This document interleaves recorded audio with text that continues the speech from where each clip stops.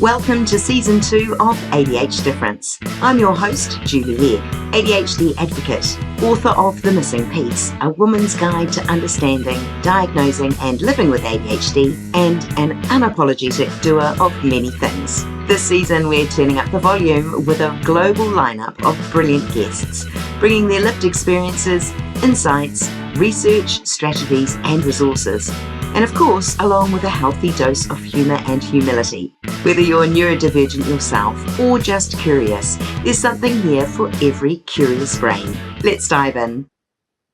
Today, I'm joined by Bex O'Malley, a neurodiversity consultant and ADHD coach, helping people and organisations bridge the gap between people, systems and change, creating workplaces that truly work for all brains.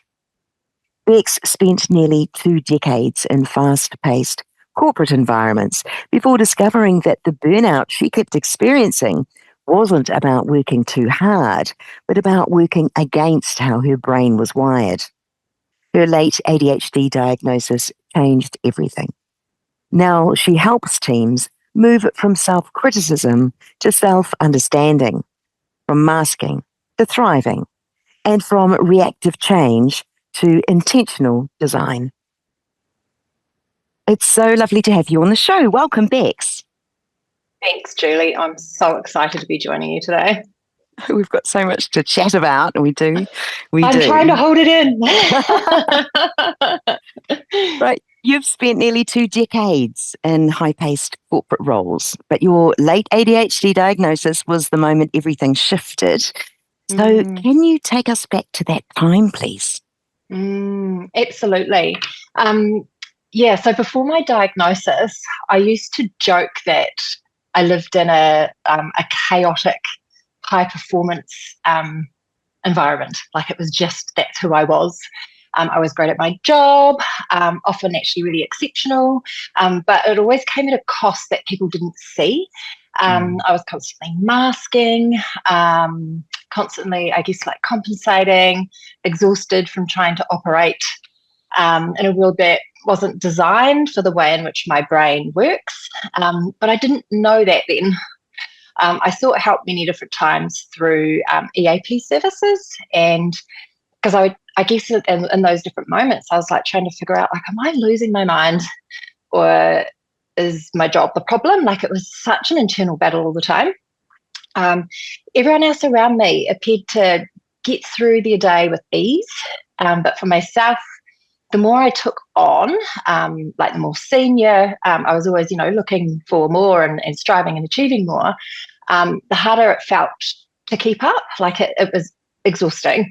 And many people said to me, which I guess in a way dismissed it for me at the time, that this was to be expected when you are taking on more responsibility, etc.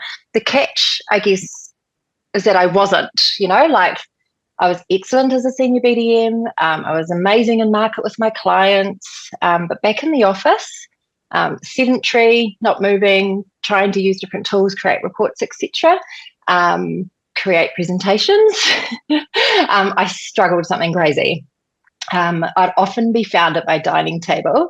I'm pointing at it because I'm sitting at it at the moment, funnily enough, really late at night, like the day before something like huge was due to be presented. What I know about that now, however, is that I don't need a slide pack. I'm amazing. I'm a really amazing verbal processor. A slide pack is simply become actually like a placeholder for me to help keep me kind of in flow and track and make sure that as I kind of go off on all these different tangents, that I have something to make sure I'm coming back to and actually getting the key things out that I need to, depending on what it is that I'm doing. It's quite funny though, because I struggled with perfectionism and everything as well. So all these things like now make sense, but back then that was just such a constant struggle. And so no wonder I was feeling, like something was wrong with me. Like everyone else seems to be like doing this fine. They did their presentation a week ago and they're not delivering it for another, like what the hell?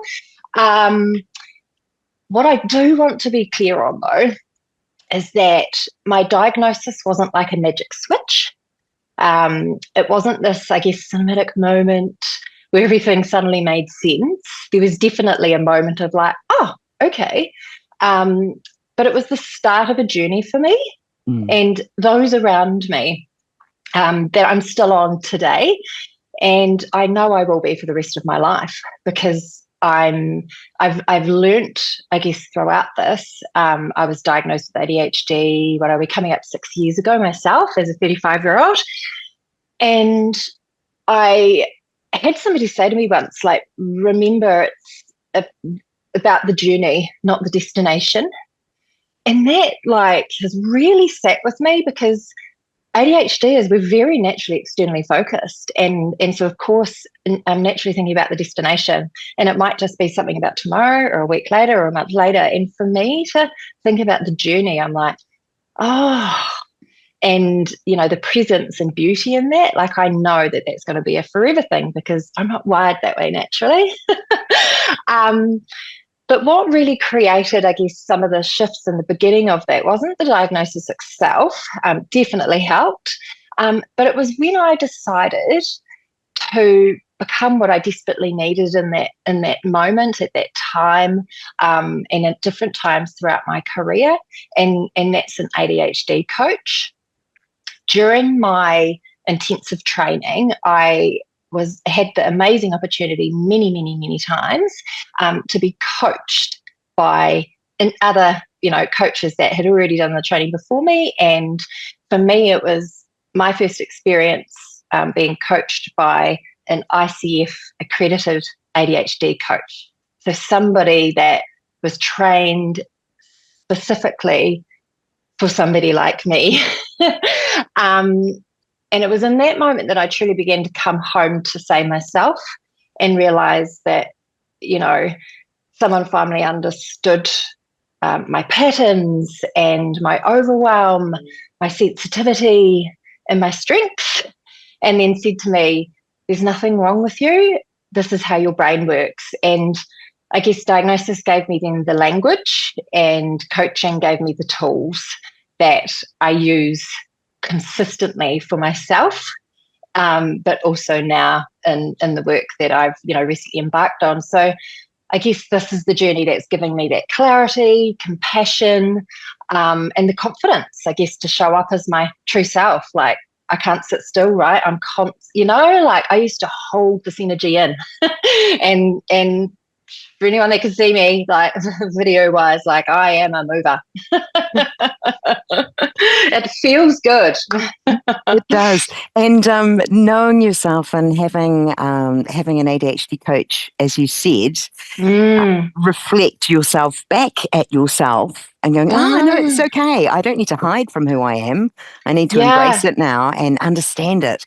As you said, now you've got the language and piece it all together. Beautiful. Thank you. Yeah. I'm really intrigued. We're talking, you mentioned about your corporate world, and you've said what looked like burnout previously wasn't about working too hard, but about working in a way that constantly falls against your brain and how that was wired. And I think so many people will relate to that. So I'd like to chat to you, if I may, about ADHD burnout, what it actually looks like and feels like, and why it is different from the typical kind of workplace exhaustion that we may hear about. Yeah. Oh, I can just feel my like my entire body's just like, right, let's talk about this one. But because interestingly enough, I found myself in and out of this more post-diagnosis than pre-diagnosis. I'll come back to that. I will come back to that. ADHD burnout, some people may talk about autistic burnout. Really, that's just saying neurodiversity burnout or neurodivergent burnout, because the experience I talk about is definitely ADHD. It is not the burnout that we hear about in wellbeing slides or HR training, because it's not simply stress plus long hours equaling exhaustion, as you mentioned. For ADHD, burnout is neurological. It's systemic and emotional. It's tied to the actual working environments that aren't designed for our wiring. And for me, a lot of this intensified and showed up post-diagnosis, which I alluded to, because I started learning or awakening to myself and realizing, oh, hang on a minute, like why why am I allowing this? Like, where's this okay? And then starting to, like I go through this process of self knowledge and acceptance, and then you shift into the self advocacy, like validation and then advocacy, and it's like, okay, well, I need to be advocating for what I need, or potentially still at that time what others need. And it showed up a lot in project teams most recently. Like I said, post-diagnosis, it becomes something that I was in and out of more often than I would realise or would like to even admit, especially during my most recent time at Air New Zealand, an amazing organisation that also went through like a huge amount of change in the ways of working to an agile methodology as a base way of working. And so that's where you kind of come together in teams like squads or groups and have all of these many different projects. As an ADHD, initially, immediately I'm like, perfect, I can jump in and do some stuff here and say bye, and then jump in over here and do some stuff and then say bye, see you later. But the truth I learned the hard way is that, throughout that, because I was so interested in going and doing lots of other things, I kept thinking, I'm so bored of my role. Like, I need to find something else. And insert, ADHD is have an interest-wired brain. And then we hear about this thing, boredom, all the time. And so this was almost like sneaky internalized ableism at its finest for me, where I was like, oh gosh, I'm just bored of my role. It's me, whatever. Here's the truth though, like I wasn't bored of my role. I was bored of stagnation. And that was such an amazing reframe for me. So I was constantly offering solutions, pushing for improvements, trying to move things forward. But ideas were falling on deaf ears, processes never changed. I was then, this is where the internal ableism is, I was then blaming myself. I assumed it was my ADHD boredom cycle at play yet again, that I needed to be more disciplined, more organised, and more something. Insert many a thing I'm sure everybody's heard at some point in their day-to-day. But the truth was I wasn't bored, I was misaligned. And so because my brain thrives on momentum, creativity, systems thinking, and meaningful change.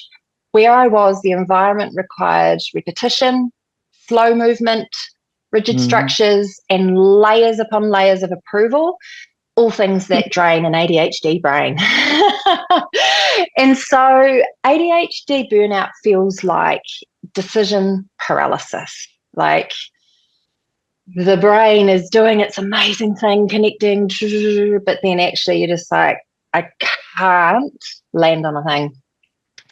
The other one that then just throws everything else is emotional overwhelm.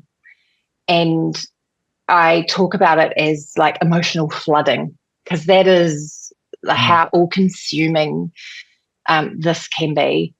And losing access to strengths that you normally rely on. Like my natural strengths of just actually being like my authentic self and playful and energetic and things, like I lost access to those. I was withdrawing from people because that was my safe space. Basically, it was like my brain was shutting down, like someone had whipped out the power cord. And it is not fixed by time off, a weekend off, or a holiday away somewhere. Because ADHD burnout is not personal failure, it's chronic misalignment. And once I understood that, I guess everything started to shift and make a lot more sense. The first thing for me was actually realizing, oh, this isn't me. Like it's a journey and a forever journey, but that was just the first moment of, Okay. Just take the time. I am nodding along to all of the specs because you Yeah. have completely described me at a point in time Yeah. several years ago. Uh-huh. I too would have put it down to boredom, and this was Yeah. pre-diagnosis. But I love the way you've framed it as stagnation. That is so Yeah. true. And because my brain is always moving and driving Yeah. forward, I wanted change. Like you, I wanted to problem solve. Even if it was a quiet day in the office, I'd want to see how we could Yeah. improve things or do things differently. And then you talked about the approval process or it being weighed down in Yeah. bureaucracy and Yeah. rubber stamping and all those things. And that slow moving Yeah. It flow is. doesn't quite align. So I love the way that you've shared that with us. So thank you so much. You're Wow. welcome, Wow. Julie. Yeah. Whew. Yeah. Ah, wow. It's a big topic, but It is. it's one that needs to be really aired a lot more because, like you said, and I said as well, like it's not through long hours and exhaustion. Mm. Are there any other warning signs or patterns for people with ADHD that they could? You've named a whole bundle. Is there Yeah. anything Yeah. else if they notice it in themselves that they should start having a wee little think? Something that I started to notice in myself that maybe something others start experiencing as well. Took me a bit to realize this, but I would get through the Monday to Friday, and then I would come to the weekend. And when I talk about the withdrawal and everything, like I usually love socializing and all these different things, and I just couldn't even bring myself to consider doing anything. I would have like a pretty amazing day Saturday, but then come Sunday, I noticed like I started to feel this shift in me. It was like the sense of dread. And I was like, what the? And what I realized is that I was starting to dread the next day because I was going to work. And early on when I first started recognize that, like, there was other things going on for me. Depression kind of swallowed me up 2 years post my diagnosis and all the rest of it. And the last time I'd felt like that was then. And so I was like, oh gosh, am I, do I need to tweak in it? Like, because you're always, especially diagnosed late in life, you're always thinking, oh gosh, what am I doing wrong? What have I not done? What can I do? What's in my control? And so I'm like, oh, cool, just increase my dose and let my GP know. And so off we went on that. However, that wasn't it, was it? So that's something I guess to look out for is because like I said, I loved my role. I loved the organization. I loved the people. But I was dreading going to work. Like it just didn't make sense. It felt really contradictory. And so that was really potentially some early signs for me that I hadn't really recognized because I was connecting it to something else. We need to have our beautiful energy for ourselves too, because on the weekend we've got so many passion projects and just the joy of whatever brings us happiness. And to have that sapped away, that's not good. Yeah. But the good news, the good news is though, today as an ADHD coach through Human Fabric, so you're helping people and organisation bridge the gap between people and the systems and change and creating the workplaces that work for all brains. So I'd love to hear more about your work and what a neuro-affirming workplace culture actually looks like. Amazing. Yeah. So through Human Fabric, I get to sit at the intersection of people, systems, and change. And it's really interesting for me to find myself here because this has actually been the story of my career for the almost 20 years. But I've just never held a specific title or role that gave me the title of a people manager or a transformation manager or what have you.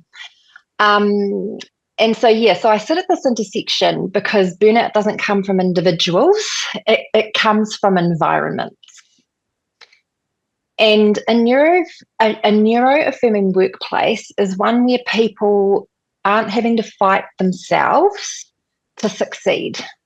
It doesn't mean special treatment, because quite often, people are saying, oh, they're going to get special treatment or this or what have you. It means equitable treatment. And so, we hear about diversity, equity, and inclusion and this and that, but then the experience is not equitable. And so for me, it's about equitable treatment and equitable opportunity to perform at your best or reach your full potential as an individual within an organisation. I've lived both sides. So like I mentioned in New Zealand before, I've worked at some other large corporates. So I was at New Zealand for not too long ago, for 4 years most recently. And another large organisation I worked for was New Zealand Post Group. Two very phenomenal brands, like love them both to bits, and big presences in our home country, New Zealand. So very honoured and proud to have worked there. I was with them for a total of 13 years, in two different blocks. In New Zealand, I was often trying to push change from within, like I indicated before. But the environment around me, this isn't true of the whole organisation, but the environment around me didn't hold the same values that I did. And so I often found myself feeling quite, compromised, etc. And eventually I was left feeling that, or just realised that they didn't want me. And so I was kind of doing this little inverted commas, like my actual me, like who I've come home to through all this work that I've done as an individual and realisation and awakening, like I've come home to who I actually am. I come to this realization that actually, no matter how hard I try or break myself, they don't want me. They wanted a version of me that fit their mold. Mm. That misalignment was a really big part of my burnout, and ultimately, my decision to leave when I did. Really sad but clarifying moment.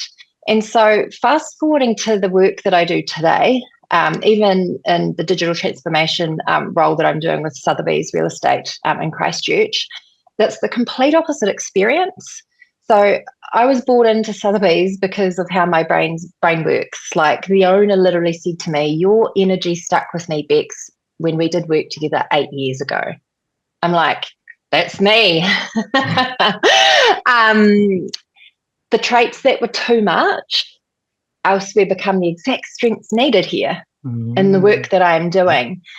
So a neuro-affirming workplace looks like clarity over ambiguity. And so if you think about New Zealand's language, but in corporate and business, like the amount of ambiguity that exists is mind-blowing. Now that I have this clarity and I can see it for what it is just mind-blowing, let alone the jargon and the acronyms within each business. So clarity over ambiguity. Cognitive load reduction, not increase, reduction. Flexible ways of working. And at the moment, we're seeing an opposite push and drive of that. So flexible ways of working, that is a neuro-affirming workplace. Reducing unnecessary friction.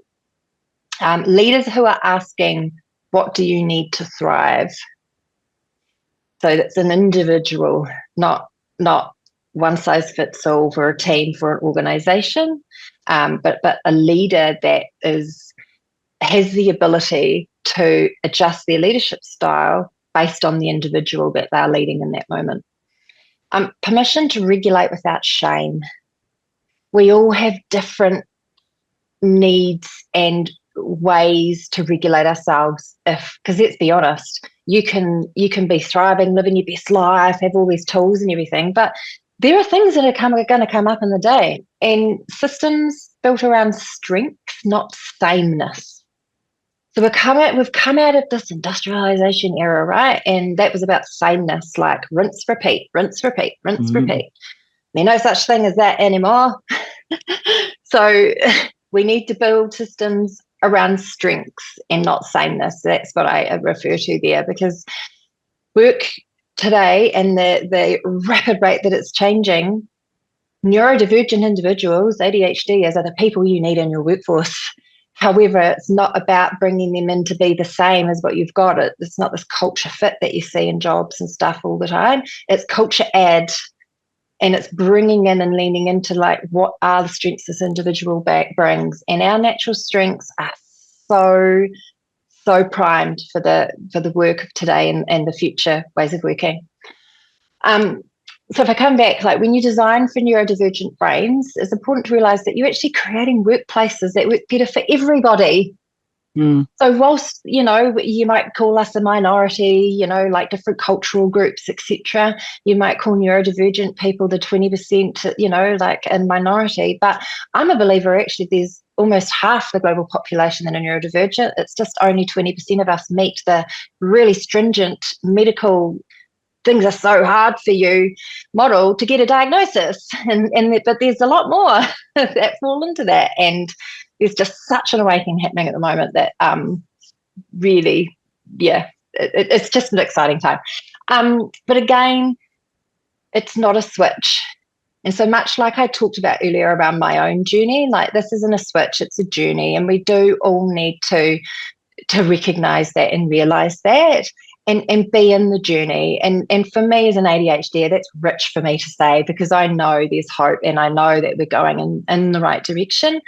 But it is really hard when you're in it and not seeing the change that you believe could be happening like now, as soon as it, like it just feels like we're so far behind to get to where we need to. But a gradual cultural shift is what is needed, because every step is going to create meaningful change, even if it's just something, that seems really small, because most of these things that can be done come at no cost. I mean, it doesn't cost anybody anything to be really clear on what they're asking their people to do in a workplace. I love that it's a journey not only for ADHDers and the diagnosis, but also for the workplaces that they work within. Absolutely, That's great. We need to not create the them and us, because that's where, that kind of feels like where the challenge is. It's like, actually, we need to be in this together and go on the journey together. I absolutely agree. I've written down two things that I wanted to say. ADHDers in the workplace and what they need to thrive. Sometimes you don't know what you need. And I think this is where an ADHD coach is great, because it's like, I struggle with this and this, but I don't have the solution yet. And this is where you can come in and say, wow, well, based on experience and what you know, what you've learned, and these are some things you can consider. So I think a helpful point in the right direction from a coach like yourself would be really valuable. Yeah, it could be, Julie. And so if you don't mind me just sort of adding on that before you go to the next point, is that the coach space created is we create what we like to talk about at Human Fabric is a thinking space. Because to your point, like if somebody even just last year said to me, like, what do you need? I'm like a possum in headlights. So even post-diagnosis and years on and post some coaching. And so the importance of coaching and the right coach is that they're going to create the space for you to actually figure out what it is that you need. So we can prompt and what have you, but it's like we do usually know what we need, but we just have lost that trust in self. And so it's to help bring that back. And you're right, it's really powerful to help in those moments. And even in different environments, if you were to change jobs or different role, maybe a management role, those situations create different they do. challenges. We're highly elastic. We're highly elastic individuals. Very situational. The other thing I was going to say, you mentioned we need neurodivergent folk in the workplace. Yes, we do. I'd just like to add to that to leaders and management staff that we are not tokens. We're not something to say we've ticked off the box and yes, we've got an ADHD in our team. I don't think that's enough. We need to draw on, as you said, our strengths. We have such amazing strengths in the right role, doing the right projects with the right love and care around us, So, absolutely. We talk about in the work that, the work we do, different, courses and things with some amazing organisations already in New Zealand. We talk about the need and ability for a bit of role crafting. And And that's, where all of this, to your point, like connected me for a moment, because it's not token. And, we see through that as well. Like we are really intuitive, right? Like, Yes. like I see through what you're saying and I sit there and think, oh, just be honest, and that's a real big value of mine. Anyway, won't go there. That's a whole other thing. But the ability to say to somebody, like a leader, like I can smash all of this, but why is this here for me in my role? And for them not to be like, it's a part of your job description, and for them to potentially turn around and say, oh, why are you questioning that? And to say, well, actually, I really struggle with, and that's massive for someone to be able to do. But if the leader said to you, oh, why is that? As opposed to, well, it's your job description, you're probably more likely to say, well, one, like, actually, what I thought I was coming on to do was this, and the expectation I had is this, and I'm really good at that stuff, but you've got me bogged down doing this. Is there somebody else in the team, more junior or admin or these days AI, that could do that instead and do a bit of role crafting? That, again, it will take time, but as soon as we kind of experience even just a little shift in something, like the whole engagement, and it's not a token gesture, it's not a tick box exercise that we've now, because it's connecting me to so many other things from an intersectional point of view, right? Like gender and race, like and different identities and everything. We don't want or need this to fall into that, in the sense of we have these KPIs as an organisation that in our leadership team we need to have X amount of neurodivergent people. That's not at all what any of this is. Yeah. Thank you. Bex, since your diagnosis, you've learned how to work with your brain rather than against it, which is amazing. Is there a particular habit or a system or a mindset that's made a real difference for you personally? There are many different things. And like we've kind of talked about throughout the thread of this so far, we are highly elastic, situational individuals, and it can ebb and flow. Something that worked really amazing for me, yesterday may not cut it today. So just, do want to, normalize that. But, as a female, I have a hormonal cycle, and then, so different, energy shifts and stuff like need to be taken into account. Yeah. So the biggest difference maker for me, and just checking because I made a note on this one actually, so I wanted to talk about it, has been around learning how to pause intentionally. So I referred earlier about how, naturally ADHD is very externally focused because, we lack in dopamine, and you get way more of that from like, oh, what's going on over here? And, people might be like, oh, look, a squirrel, whatever, versus inside it's like, oh, how boring, whatever. And so learning how to pause intentionally, systematically and compassionately has been a real big difference maker for me, not just kind of like brushing off and carrying on. So before being coached myself, I never paused. I lived in survival mode, shape-shifting into whatever version of myself the workplace seemed to expect from me. I often found myself compromised, like I mentioned earlier, like I really felt compromised a lot. My values were misaligned, identity was really blurred, and I guess my authenticity was slipping through my fingers more often than not. So through being coached, I came home to myself, and I finally started to understand why this kept happening to me. And so the first thing that I'll share is there's a model called the Ditzler model of self. This was a game changer for me. I actually set it because it came up in a coaching session. It was a tool that the coach brought in, and it just hit me like a ton of bricks. I was like, oh my God. I set it as my screensaver of how I'm going to anchor and hold on to that in the moment, because working memory is a really challenged executive function of mine. It helped me track when I was slipping into the false self, the one I guess I wore, stay, like that was accepted, predictable, and liked more. And that was, I guess, one of my earliest signs of burnout. So this is all kind of connected in the sense that, which it is, right? But you have to start learning these things bit by bit and not all at once. And so setting as a screensaver helped me kind of track when I was, like if something wasn't feeling right, or if I was becoming, when I talked about the emotional overwhelm, like that could be me hitting frustration like way quicker than I would normally. And so then I'd be like, oh, and I'd see this on my screensaver and be like, oh, that's because actually I wasn't me. I was who I thought I needed to be in that moment, which so many people in the workplace will be doing, right? Like that's the reality. That was one of my earliest signs of burnout, is when I catch myself being who I think I am needed or expected to be instead of who I truly am. That's my red flag and a cue for me to pause in that moment. And so my systematic pause, I literally have this on my screensaver at the moment because we just need to do this. And so my systematic pause is something that I've learned again over time through coaching, bit by bit, and becomes something I practiced in the moment with the coach that created and held space for me.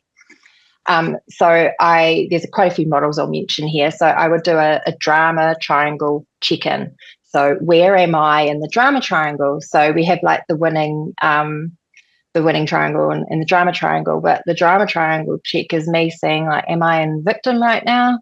So am I being like, oh gosh, blah, blah, blah, blah, or am I in rescue, or am I trying to fix everything for everyone else, but not focusing on actually what I need? I was in that one a lot. Or persecutor.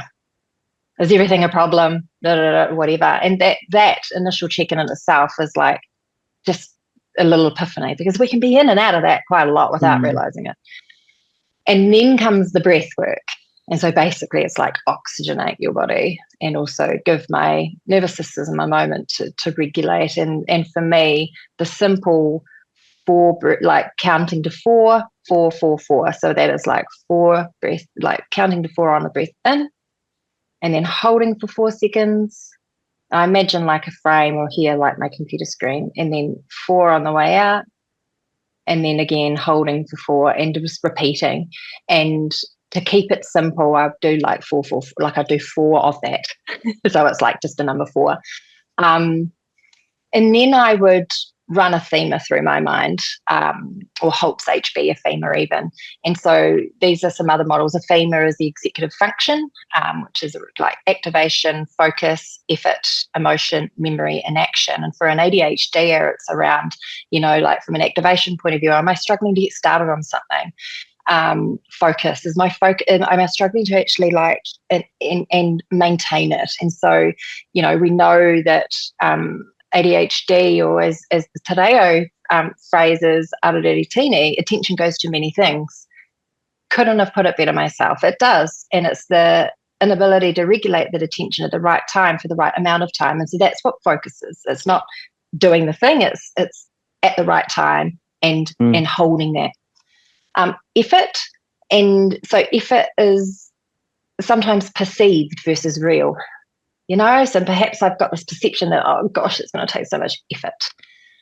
Emotion, like, where am I emotionally right now? And that one can flood and just wipe everything else out, So if in that moment I'm like, I'm so frustrated, don't even think about the others, because they are consumed by it, like that is like, for me, it just wipes it all out. And memory, well, short-term working memory, I'm not going to hold on to anything then. If I'm flooding with emotion, like you can say whatever you want to say to me, but I'm not going to remember. And then action is around more like, self-regulation and monitoring action. So it's monitoring yourself in action and going through that. And the HALT-HB tagged on the front is a really simple thing that we just forget about because we have ADHD. But so the HALT-HB is like, are you hungry? So it's like I ask myself these questions. Am I hungry? Am I angry? Lonely? Tired, stressed or sick.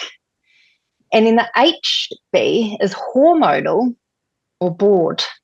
And I did a reframe of boredom, which you probably wouldn't be surprised to hear because of the recent conversation we just had. But I did a reframe on boredom of, perhaps actually boredom is when everything is in balance for me.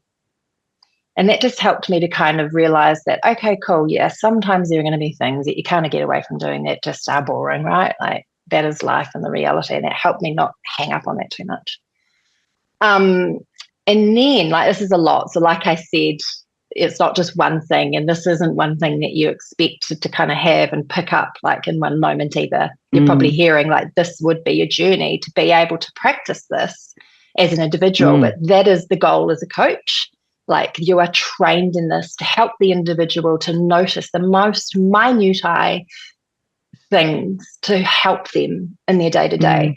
And so another key one that you and I kind of talked about lightly before around being situational is, what is the task that I'm needing to do right now? And from an individual point of view, it's like, you know, like who do I need to be? Like what do I need to how do I need to show up in order to achieve that? And the environment is actually like, oh, so where am I right now? Am I working from home today? And so then actually maybe I am a little bit lonely and all these, you know, there are so many things to factor in. And I guess it's understanding like where the friction really is in that. I do a strengths check because of course it's like, well, what strengths can I lean into to help me get out of this? And doing that, I'm like, oh, well, there are a lot at my ready. I've just got to remember about them. So I pull up the strengths sheet for myself, and it's like, okay, you know, I'm curious right now about why this is, you know, like there's just so many different things that just bringing this into practice can really help us with. And then the other one that I've saved for last on my little messaging here is an emotional need. So the question that I ask myself there is what need is unmet right now in this moment? And that's quite foreign for a lot of us to ask ourselves initially, because if you've been diagnosed late in life, or you may not be diagnosed, but, you know, suspecting, that's not something that you've been taught by society that you should do. And so this pause and everything brings me back to myself every time. It stops burnout in its tracks for me now. Because that would just happen to me and I'd be in the thick of it, you know. Like I mentioned earlier, I found myself in it more post-diagnosis than before. And I, you know, the most recent was August last year, and I had to take a full 2 weeks off work to regulate my nervous system because it had got so bad, and I'd been ignoring my own needs for so long because I was, you know, like I picked up a mask. I figured out that there was still this mask I was wearing in that, because it's like, how the hell did I let that happen? I wasn't doing this yet at that point. So even a year, like I knew a lot of these tools, but they were still very separate. It wasn't like a systematic pause moment where I would check in on these different things to understand potentially if something in there could help me understand what was going on. And then I guess there's my mindset. And this isn't an airy-fairy, gaga thing. It's very real, right? Like we do become what we think and things. And so I choose consciously to wear rose-tinted glasses. I was going to actually grab them because I usually wear rosy-coloured glasses, but I've got my back ones on today. So I choose to see the world through a positive, hopeful lens. It brings me deep joy and stability in my life. It does sometimes bite me in the butt, absolutely. But the moments of disappointment are very rare in comparison to the depth of happiness it brings me today. So there are three things, I guess, in that, in everything that really have made a big change in my life. And that's the systematic pause then that helps protect my brain and how I operate. The values aligned identity, which protects myself. And so that's, you know, like discipline of self and who I actually am. And my rose-tinted worldview that protects my joy. None of them are overnight changes, like I said, no switch or anything. They come from being coached, gaining clarity, and slowly, beautifully coming home to myself and trusting myself again. Thanks, Bex. without knowing this or being guided through this and understanding how important it is, it's so easy to be our undiagnosed self and just battle on through. So this is the ultimate in self-care, isn't it? Being really curious about our brains. Why? And these prompts that you've talked about, really good, beautiful little prompts to think, gosh, where am I at? And drill deeper. And it's okay to ask that. Like, where, it is not selfish. Once you know what you're dealing with, then you can go, great, now I know what the problem is, rather than going, everything's going wrong, or I can't do this, or I always do that. So that, wow, thank you. That's awesome. You're welcome, Julie. I have one wee little question before I let you go. And that's for anyone listening who might be in that familiar ADHD burnout cycle that we spoke about earlier, about pushing hard and then crashing and then blaming themselves. Simply, what would you most want them to hear? I want you to know that you're not broken. You're not the problem. Your brain is not the problem. Your inconsistency is not a flaw. You're misaligned. And so burnout is not laziness. It's not a lack of discipline. It's not a personal failure whatsoever. It's the predictable outcome of spending your life working in ways and in environments that do not honour how your brain works. Your path out will not be a switch. It will be a series of shifts, small, powerful, compassionate shifts that realign you with who you are. If I could tell my past self anything, it would be this. Stop fighting your brain. Start listening to it. Because once you begin that journey, everything starts to change. And on that note, thank you so much for joining me today on the podcast. It's been very enlightening, and I've learned a lot myself. So thank you so much. My absolute pleasure, Julie. Thank you for having me.